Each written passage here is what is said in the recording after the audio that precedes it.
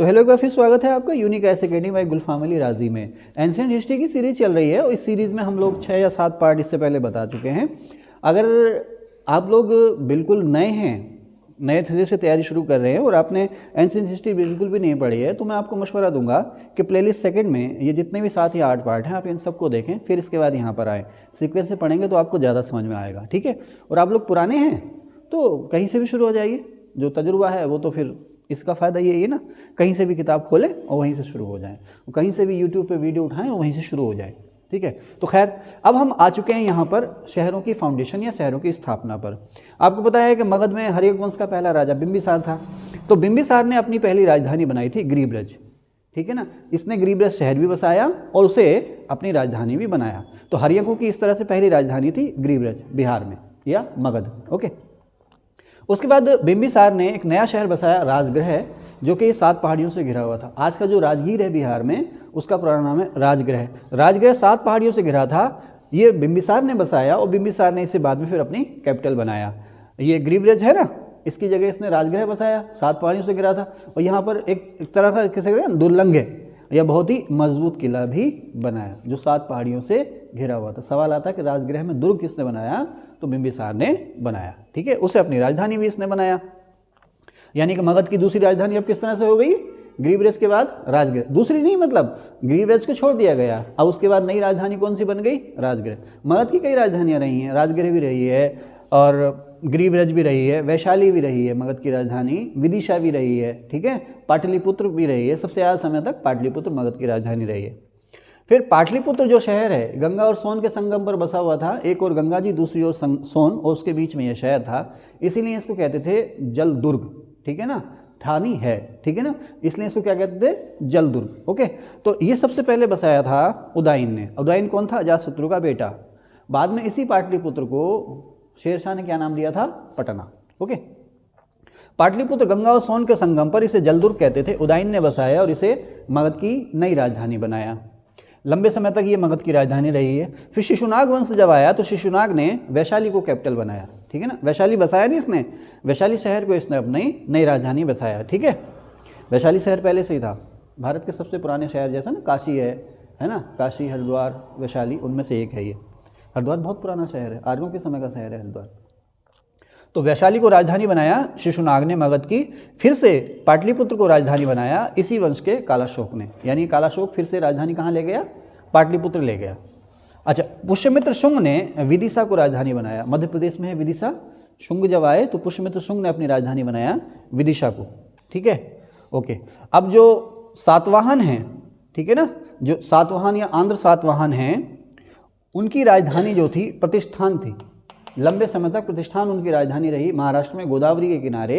इसको पहली बार सातवाहनों की राजधानी बनाया था सतकर्णी फर्स्ट ने, ठीक है।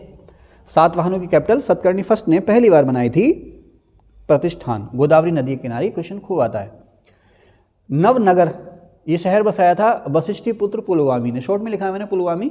वशिष्ठी पुत्र पुलवामी ने नवनगर शहर बसाया था। वीडियो देख का है कल, एनसीईआरटी इंडिया के पुराने वीडियो नहीं देखे तो ये बिल्कुल समझ में नहीं आएगा।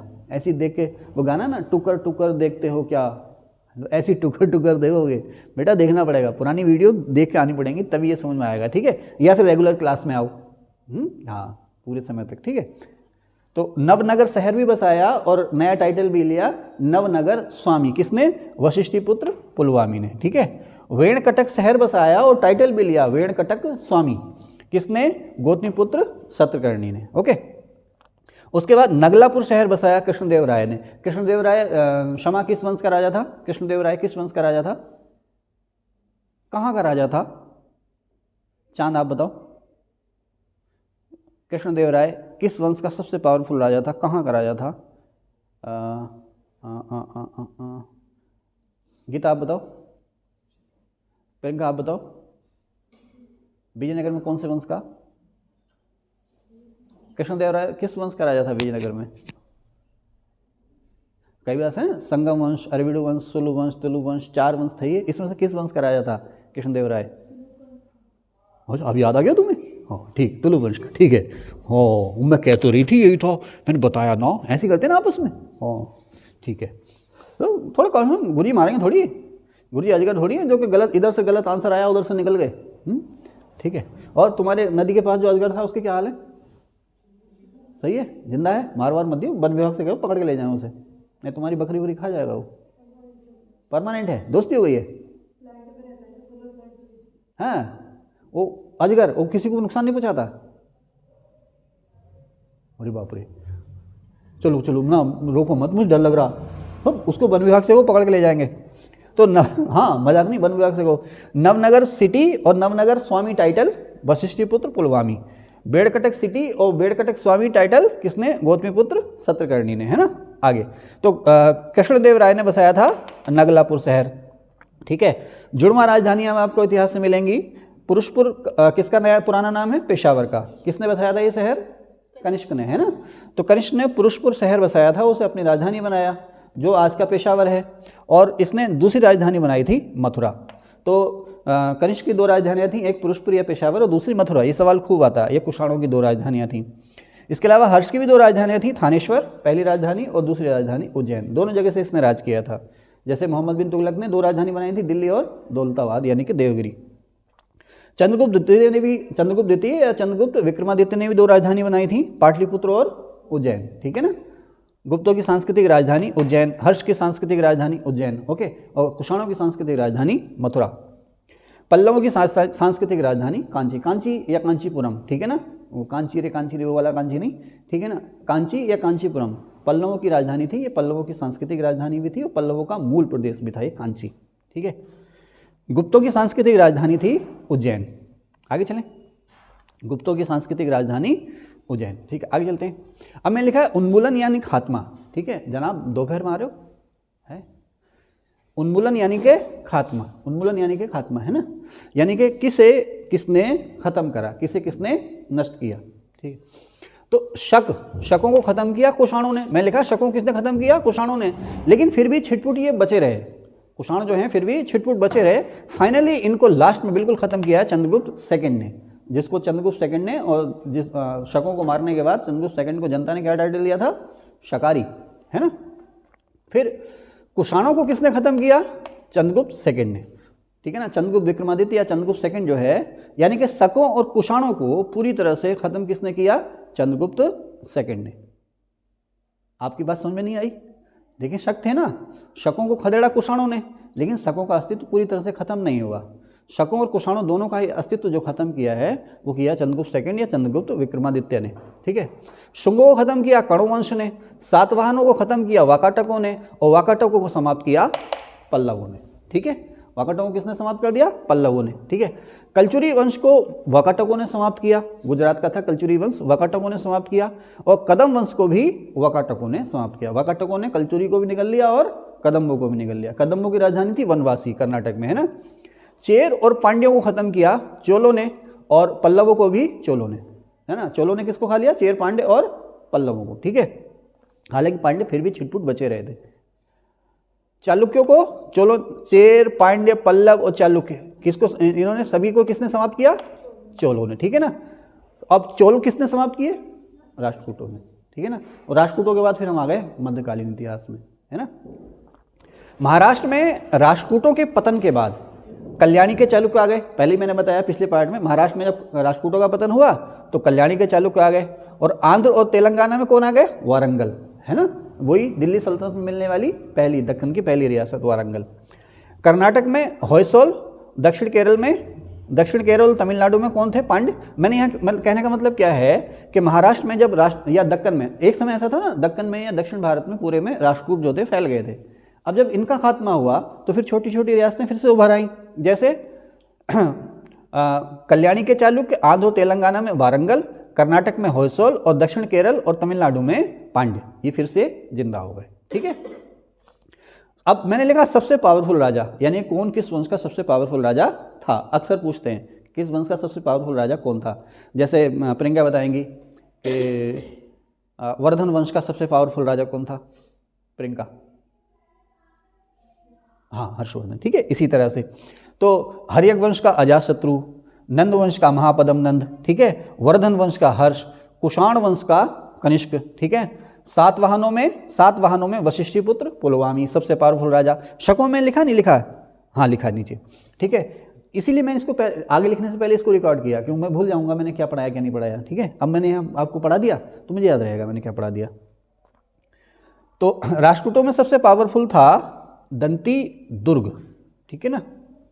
राष्ट्रकूटों में सबसे पावरफुल दंती दुर्ग नहीं,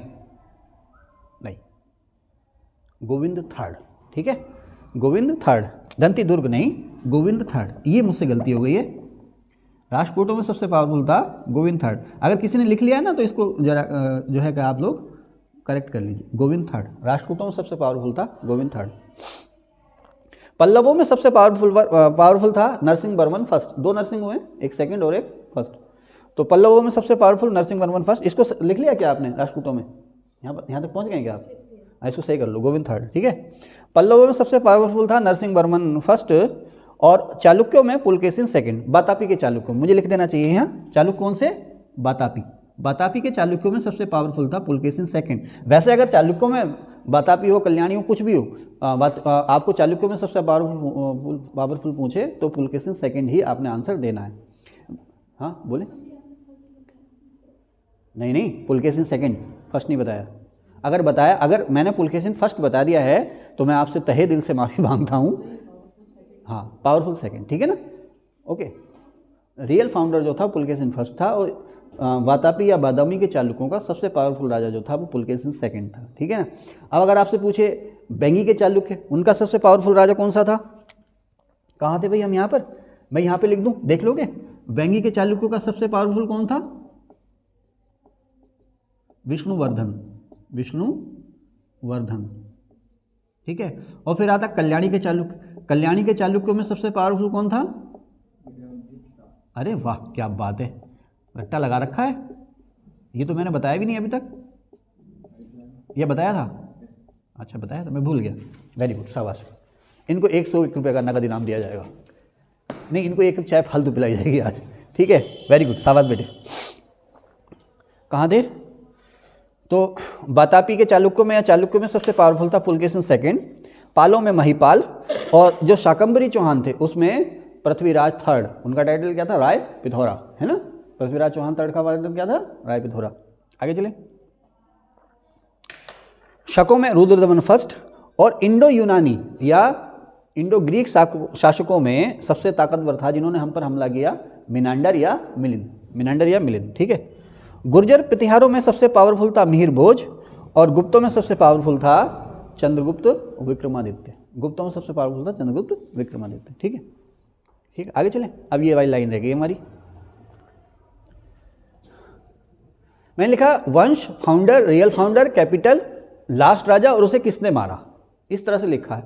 तो कुछ देर तक तो मैंने सीक्वेंस फॉलो किया, उसके बाद भी सीक्वेंस मेरा गड़बड़ा गया, तो ध्यान रखना मैं क्या बोल रहा हूँ, है ना। तो हर्यक वंश का फाउंडर बिंबिसार, इसकी जो हर्यक वंश का फाउंडर बिंबिसार, इसका रियल फाउंडर भी बिंबिसार ही था। हर्यक वंश का रियल फाउंडर भी बिंबिसार ही था। राजधानी इसकी गिरिव्रज भी रही, राजगृह भी रही, पाटलिपुत्र भी रही और विदिशा भी रही, ठीक है ना। इस वंश का अंतिम शासक था, इस वंश का अंतिम किसने मारा, ये गलत लिख दिया मैंने, ठीक है ना। लास्ट, इस वंश का जो लास्ट शासक था वो नागदशक था। इस वंश का लास्ट शासक था नागदशक, और नागदशक की हत्या करके शिशुनाग ने शिशुनाग वंश की फाउंडेशन की थी। थोड़ा सा ध्यान रखना है यहाँ पर ना, बहुत छोटा छोटा लिख रखा है तो दिक्कत हो सकती है, इसलिए हाथ से लिखते भी जाना और कान को खोल के भी रखना, आंखों को भी कॉन्सेंट्रेट करना, ठीक है। तो हर्यक वंश का फाउंडर बिंबिसार, राजधानियाँ गिरिव्रज भी रही, राजगृह भी रही, पाटलिपुत्र भी रही, और इस वंश का, हर्यक वंश का आखिरी राजा नागदशक। नागदशक की हत्या की किसने? शिशुनाग ने। और किसकी फाउंडेशन हो गई? शिशुनाग वंश की, है ना फार्मूला, हसीना मोशुकांशुक, ठीक है। शिशुनाग वंश का फाउंडर शिशुनाग, इस वंश का रियल फाउंडर भी शिशुनाग, ठीक है। इस वंश की राजधानी वैशाली, और इस वंश का अंतिम राजा जो था वो था महानंदिन। इस वंश का अंतिम राजा महानंदिन। और महानंदिन को किसने मारा? महापदम नंद ने। महापदम ने महानंदिन को मारा और मार करके कौन सा वंश की फाउंडेशन कर ली? नंद वंश की। नंद वंश का फाउंडर महापदम नंद, रियल फाउंडर भी इसका यही था, राजधानी पाटलिपुत्र, और नंद वंश का आखिरी राजा जो था वो था धननंद। नंद वंश का आखिरी राजा धननंद, ठीक है, ओके। अच्छा, धननंद की हत्या किसने की? चंद्रगुप्त मौर्य ने। तो इस तरह से मौर्य वंश की फाउंडेशन हो गई। और चंद्रगुप्त मौर्य इसका फाउंडर था, राजधानी पाटलिपुत्र। अच्छा, मौर्य वंश का अंतिम राजा था बृहद्रथ, जिसकी हत्या की थी किसने? पुष्यमित्र शुंग ने। और मगध पे किसकी ताकत स्थापित हो गई है? शुंग वंश की। तो शुंग वंश का फाउंडर कौन हो गया? पुष्यमित्र शुंग। इनकी राजधानी क्या रही? विदिशा या भिलसा। अच्छा, अब शुंग वंश का जो आखिरी राजा था वो था देवभूति। शुंग वंश का आखिरी राजा देवभूति, और देवभूति को किसने मारा? वासुदेव ने। देखो ध्यान से, इधर देख लो, लिखने पे ध्यान मत दो, इधर सुन लो, ठीक है ना? लिख तो इसको वीडियो चला के फिर भी लोगे। प्रियंका इधर ध्यान दो, लिखने पे ध्यान मत दो, इधर ध्यान दो, ठीक है? तो शुंग वंश का फाउंडर पुष्यमित्र, आखिरी राजा देवभूति, और इसकी हत्या किसने की? वासुदेव ने। फिर आ जाता कण्वंश। कण्वंश का जो फाउंडर था वासुदेव था, यही वासुदेव ने देवभूति को मारा। अंतिम शुंग राजा देवभूति की हत्या करके वासुदेव ने कण्वंश की फाउंडेशन कर दी थी। कण्वंश का आखिरी राजा था सुशर्मा, और सुशर्मा को मार करके, यानी कण्वंश के आखिरी राजा सुशर्मा को मार करके सिमुक ने जो है सातवाहन वंश की स्थापना कर ली थी, ठीक है? अब शक, कुषाण और गुप्त आ गए उसके बाद, इसके बारे में बहुत कुछ बात हो चुकी है। सातवाहन वंश की फाउंडेशन की है सिमुक ने, और इनकी राजधानी थी प्रतिष्ठान, और सातवाहन का आखिरी राजा था यज्ञश्री शतकर्णी, ठीक है? आगे चलें। अब मैं लिखता मूल यानी कि ओरिजिन। जैसे तुर्कों का मूल कहाँ है? गौर गजनी, है ना? तो मूल या ओरिजिन, मुगलों का ओरिजिन कहाँ? काबुल, है ना, अफगानिस्तान। तो अब देखें, शकों का मूल कहाँ था? चीन और मंगोलिया, ठीक है ना? चीन और मंगोलिया में। इन्हें क्या कहते थे हम? शकों को सीथियन, ठीक है ना? जैसे कुषाणों को यूची कहते हैं, तो शकों को क्या कहते थे? सीथियंस, ठीक है? कुषाणों का चीन और मंगोलिया, ये यूची कबीले की शाखा थी, और इनका चीन में नाम क्या मिलता? कुषाणों का कोहान, ठीक है? पांड्यों का मूल कहाँ है? मदुरै। पल्लवों का कांची, मूल प्रदेश, ठीक है? तोंडेमंडल चोलों का, आज जो कोरोमंडल कोस्ट है ना, वो ये तोंडेमंडल। तोंडेमंडल जो है चोलों का मूल था, और चेरों का जो मूल है वो है मालावार। वैसे चेल कभी बहुत ज़्यादा शक्तिशाली हुए नहीं, ये केरल में ही सिमटे रहे। अच्छा, केरल का पुराना नाम है इस तरह से चेर। केरल का पुराना नाम क्या है? चेर, ओके? आगे चले। हर्षवर्धन या वर्धनों का मूल कहाँ हुआ? थानेश्वर। वर्धन वंश का ओरिजिन या वर्धन वंश का मूल कहाँ हुआ? थानेश्वर, ओके? आगे चलें। फिर बात आती है टाइटल। टाइटल यानी कि उपाधि, किसको किसने क्या टाइटल दिया? टाइटल या उपाधि, किसको किसने क्या टाइटल दिया, ठीक है? तो शैणिक किसका टाइटल था? बिंबिसार का। कोणिक अजातशत्रु का। सैंडोकोट्स चंद्रगुप्त मौर्य का। अच्छा, ये जो यूनानी इतिहासकार हैं ना, यूनानी जो इतिहासकार हैं, उन्होंने ही बिंबिसार को शैणिक, अजातशत्रु को कोणिक, चंद्रगुप्त मौर्य को एंडोकोट्स, अशोक को, सॉरी चंद्रगुप्त मौर्य, अच्छा मुझसे यहाँ दो गलतियाँ हो गई, ठीक है ना? प्राचीन भारतीय इतिहास में, यूनानी इतिहास में नहीं, यूनानी इतिहासकारों ने नहीं, बिंबिसार को शैणिक कहा गया है, अजातशत्रु को कहा गया कोणिक। अब जो यूनानी या इंडो यूनानी जो साहित्यकार हैं, जो इंडो यूनानी हमले के समय भारत आए थे, उन्होंने चंद्रगुप्त मौर्य को कहा सैंडोकोट्स, अशोक को कहा है एंडोकोट्स, ठीक है? बिंदुसार को इन्हीं यूनानियों ने कहा है अमित्रोचेट्स या अमित्रघात, यानी कि दुश्मनों को मारने वाला या दुश्मनों को खत्म करने वाला। बिंदुसार ने अमित्रोचेट्स या बिंदुसार को यूनानियों ने अमित्रोचेट्स या अमित्रघात कहा है, ठीक है? हेनसांग ने हर्ष को कहा है शिलादित्य, और हेनसांग ने ही स्कंदगुप्त को कहा है शक्रादित्य, ठीक है? धनानंद को यूनानी लेखकों ने कहा है एग्रेमीज और जेंडेमीज। एग्रेमीज भी कहा है और जेंडेमीज भी कहा है, ठीक है ना? किसने? यूनानी लेखकों ने धनानंद को। वैसे इसमें सबसे ज़्यादा पता क्या आता है? सैंडोकोट्स, सबसे ज़्यादा इसमें आता है सैंडोकोट्स, ओके? खैर आगे चलते हैं। महापद्म नंद, पुराणों में महापद्म नंद के कई सारे टाइटल मिलते हैं, जैसे एक राट या पृथ्वी का एक छत्र राजा। एक राट या पृथ्वी का एक छत्र राजा, ये दोनों एक साथ है, एक राट, ठीक है ना? एक राट या पृथ्वी का एक छत्र राजा। भार्गव, परशुराम के समान या दूसरा परशुराम। भार्गव माने परशुराम के समान या दूसरा परशुराम, ठीक है? परशुराम जो हैं वो उन्होंने प्रण लिया था कि सब दुनिया से सभी क्षत्रियों को मिटा दूंगा।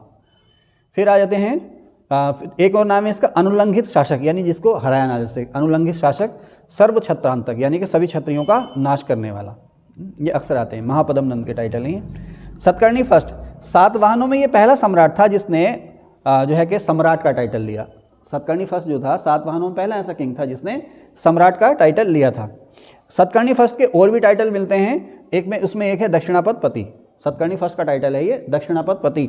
और जो प्राचीन भारत रोम व्यापार का जिक्र करती है किताब पेरिप्लस ऑफ द इरीथ्रियन सी, जिसमें भारत और एशिया यूरोप के बीच में व्यापार का जिक्र है, खास करके भारत और रोम व्यापार का जिक्र है, पेरिप्लस ऑफ द एरिथ्रियन सी, उसमें भी सतकर्णी फर्स्ट का जिक्र है। और उस किताब में सतकर्णी फर्स्ट को कहा गया है एल्डर सोरागोनस। अभी आज तक पूछा नहीं गया, लेकिन पेरिप्लस खूब पूछी गई। गौतमीपुत्र सतकर्णी का टाइटल था वेणकटक स्वामी, वेणकटक नगर भी बसाया था इसने। वेणकटक स्वामी एकमात्र या एका ब्राह्मण, ध्यान रखना इसका नाम एकमात्र या एका ब्राह्मण और अद्वितीय ब्राह्मण भी है इसका टाइटल, अद्वितीय ब्राह्मण। देखो यहां पर कंफ्यूज भी होता है, यहां पर पृथ्वी का एकमात्र राजा, क्या नाम है ना, पृथ्वी का एक छत्र राजा या एक राट, कौन है, महापदमनंद। लेकिन अद्वितीय ब्राह्मण किसको कहा गया, गौतमीपुत्र सतकर्णी को, एका ब्राह्मण या अद्वितीय ब्राह्मण। आगमन निलय का मतलब है वेदों का आश्रयदाता, किसको कहा गया है, गौतमीपुत्र सतकर्णी को। तो अभी सिलसिला आगे चलता रहेगा, ठीक है, एक बार रोक दीजिए। या तो ऐसा करते हैं, इस पार्ट को यहीं रोक देते हैं, अब आपसे नेक्स्ट पार्ट में मिलेंगे। और अगर अभी तक भी आपने हमें सब्सक्राइब नहीं किया है तो प्लीज़ सब्सक्राइब जरूर कीजिए और हमारी वीडियो शेयर भी कीजिए, हमें हौसला मिलेगा। सब कुछ निःशुल्क है। Thank you.